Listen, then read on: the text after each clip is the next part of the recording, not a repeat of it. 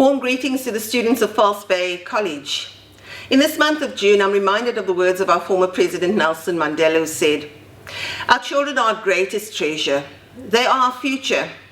Those who abuse them tear at the fabric of our society and weaken our nation."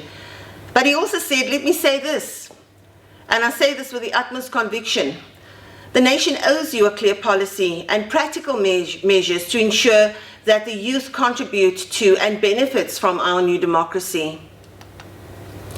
June 16th, 1976. It was a watershed moment in the history of our country, and it has become known as Youth Day, celebrated annually on June 16th in South Africa. And it commemorates and remembers hundreds of students who lost their lives on that day in 1976. And it is a day that reminds us that we can never forget the role that young people played in the liberation of South Africa from the apartheid regime. Youth Month is the month we celebrate the youth of our country. To our students, I say, you are our country's most treasured asset. It's an asset that must be nurtured, protected, and supported. And if we fail you as our youth, we will fail as a country.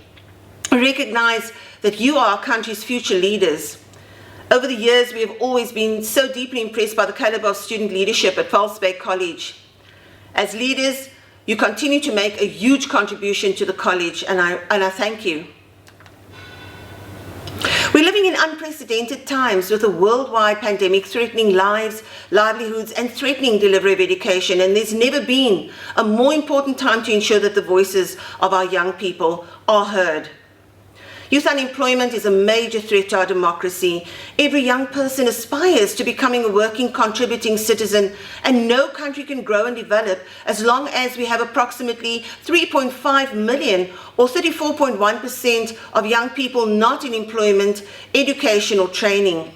A recent survey reveals that the official unemployment rate amongst young people between ages 15 to 34 was 46.3% in Q1 of 2021. And while we understand the current constraints in our economic growth because of COVID-19 pandemic, we have to look to the future. We have a critical skill shortage in South Africa on the one hand, and a human resource in our youth that need to be trained in these areas to provide that human resource that can be taken up in the job market. Young people must be trained for the right skills so that you can take up employment opportunities in the labor market. As a TVET college, we are constantly looking at ways to increase youth access to skills training in occupations in high demand in our country through our partnership with the various SETAs and the National Skills Fund.